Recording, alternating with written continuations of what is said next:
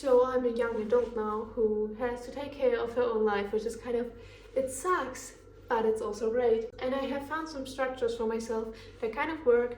I have to say I have a lot of self-discipline, so this might not work for you if you don't have that. Self-discipline was brought upon me by anxiety, which is a way that I don't recommend because it was really stressful for a long amount of time. But now that I have it, it's nice to have.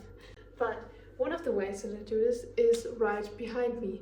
Multiple pieces of paper hang on your wall at all times with the headlines of the different aspects of your life that you kind of want to have an overview of.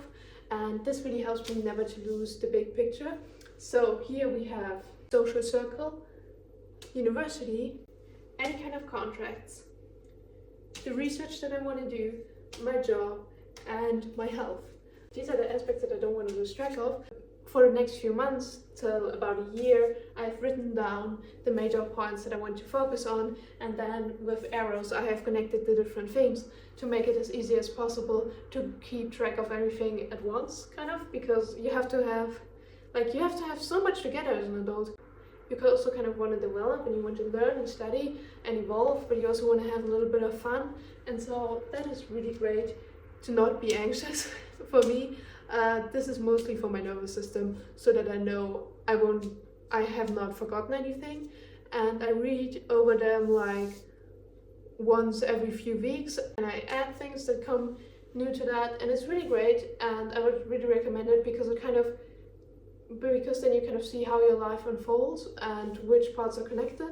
The second thing that I'm using is a 3-hour reset routine, and I've been using it since a few months. I've not been as consistent as I would like to, but it is really great and it makes me feel really calm and on top of things.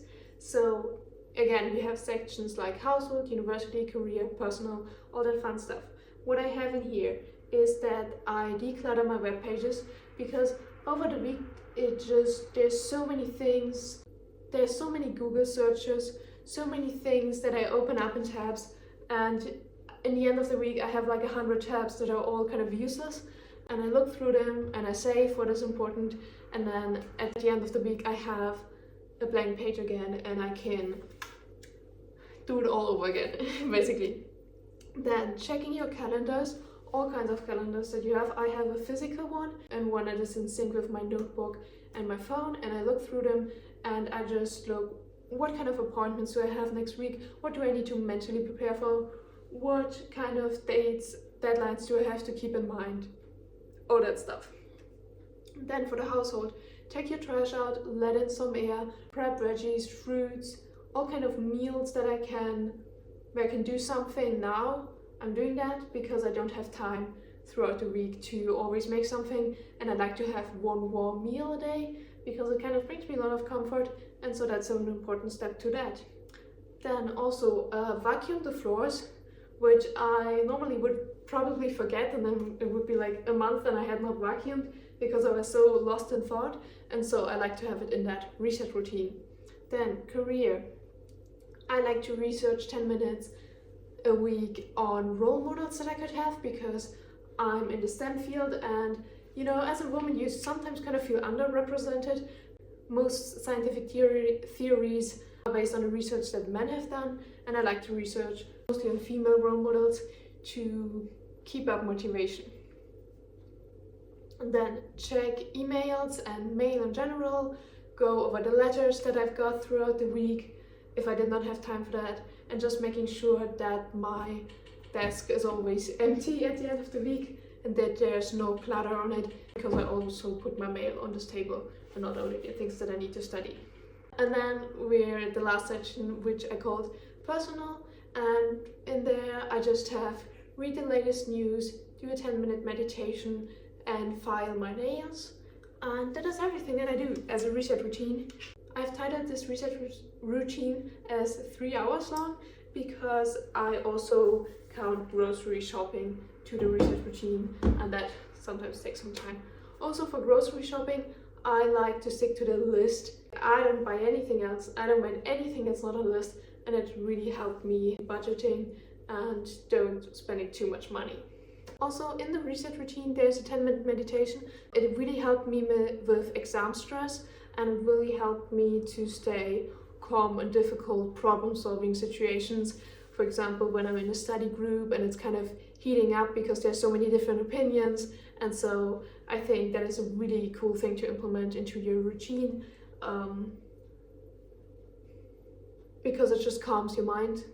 Kind of, there are great guided meditations on YouTube, but since I've been meditating for multiple years now, I like to just set a timer and meditate on my own, because I don't really need that guidance anymore to have the feeling that I had an effective meditation. So that is really cool. Something I also like to do is like once a month or every other month, a long meditation that is up to 1 hour long, because I think it just calms my mind. Knowing that I can focus on a specific thing, on peace, on inner calm, on my breathing for an hour really makes me feel grounded, and I would recommend it. It is so fun. It is really rewarding, I would say. And I also do a 30-minute meditation on the night before every exam that I have, because I always wake up in the way that I went to sleep the day before, and so I like to, first of all, bring focus, and second of all, bring calm to my mind to perform really well in exams. Another thing which has also to do with meditation is, I don't know if you ever heard of it, but it's called the Mind Palace, and it's a really cool way to structure the knowledge that you get throughout your degree if you're also studying at university like me.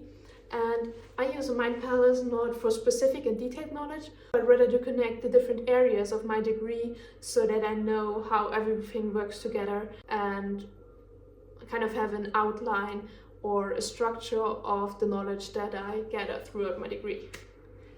And it's kind of like a really broad summarization of all the knowledge that I have, and also form connections between different subjects. Okay, is there anything else that I can tell you? Another thing, as I already said, I normally wake up in the same way that I went to sleep the day before. And so something I like to do is, at the end of the day, even though you don't have energy and you're drained and you're exhausted, I try to do something that will set my mind for the next day. So that could be many things. That could be reading a book. That could be, doing nothing. Just laying there in your thoughts to make sure that it's not too overstimulated. And also don't look at any digital screens when I have the feeling that I'm already kind of nervous and unrested, because if I look at a digital screen, I always wake up really early, which is kind of nice, but then I don't feel as rested as I would without it. So that's something. And another thing you can do is set up your desk or your school bag or anything that you will need the following day, just to get your mind in the mental state that you will do that tomorrow, and that you're prepared to do it, and you're prepared, for example, for the long hours of focus that you have to put in the next day.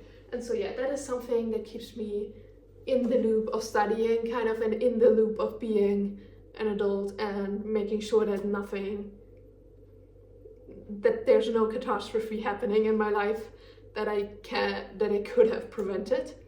And yeah, as you can tell probably, I'm kind of an anxious and nervous person, and I like to have control. So I like to set up little things that bring me fun and enjoyment throughout the day, especially when I'm working from home, because I have about 3 to 4 days during a week during which I can stay at home and study from my desk, which is really nice. The things that I have are a little chessboard. I have playing cards to play solitaire. I have actually poems laying, maybe you can see them, wait a second. I have printed out sheets of poems which I really like and which I like to memorize and read over during my study breaks.